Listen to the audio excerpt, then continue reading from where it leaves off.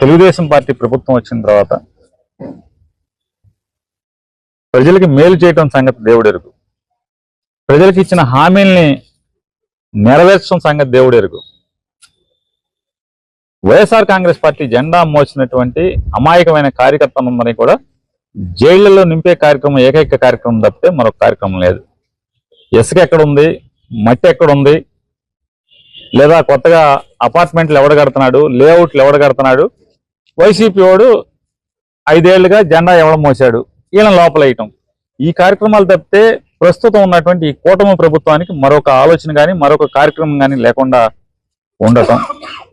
మీటింగ్లు మాత్రం అమరావతి, అభివృద్ధి, సంపద సృష్టి ఇట్లాంటి పెద్ద పెద్ద పోస్కోర్ కబుర్లు అయితే ప్రతి ఒక్కళ్ళు మాట్లాడుతున్నారు.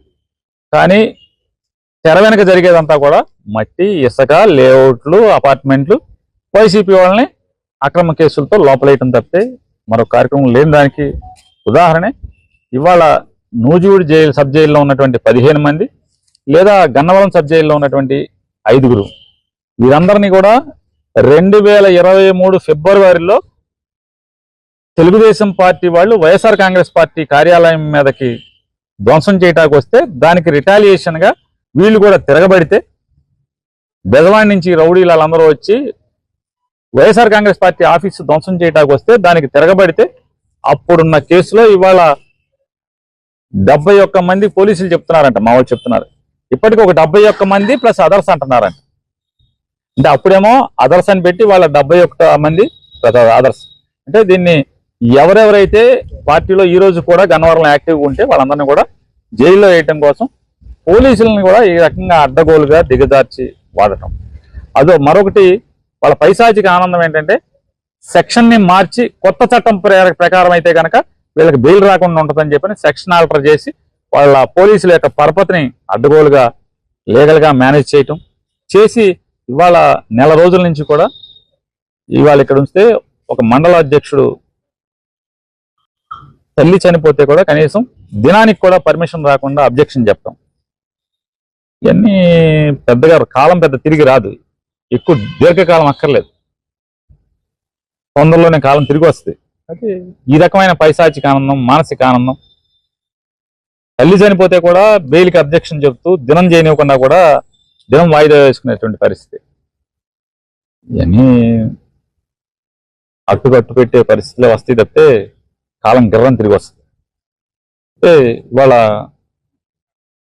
అక్రమ కేసులో 2023 ఫిబ్రవరిలో జరిగిన సంఘటన మీద ఇవాళ పుంకాలుగా మనుషుల్ని, వైఎస్ఆర్ కాంగ్రెస్ పార్టీ మనుషుల్ని ఈ రకంగా దండగుచ్చినట్టుగా అరెస్టులు చేసి అక్రమంగా జైల్లో మగ్గదీస్తున్నారు.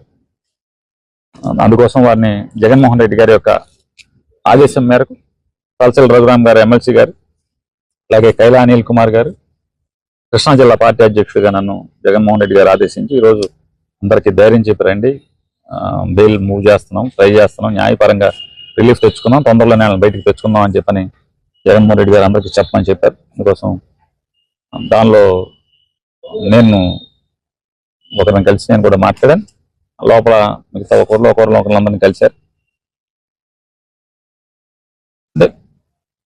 పార్టీ వాళ్ళు కూడా కార్యకర్తలకు కూడా చెప్తాను, ఎవరు కార్యకర్తలు కూడా ధైర్యంగా ఉన్నారు, కేసులు ఎన్నైనా పెట్టుకోనండి, మేము జెండా కానీ పార్టీ కానీ వదిలేదు లేదు, ఏమన్నా చేసుకోనండి, పైన భగవంతుడు ఉన్నాడు, ఈ చేసినటువంటి పైశాచిక కార్యక్రమానికి అనుభవించే రోజు భగవంతుడు వాళ్ళందరికీ పెడతారు తొందరలోనే అని చెప్పని వాళ్ళందరూ కూడా ధైర్యంగా మాతో జగన్ గారిని అడిగానని చెప్పని వాళ్ళందరూ కూడా మేము కలిసిన వాళ్ళందరూ కూడా చెప్తాం జరిగింది.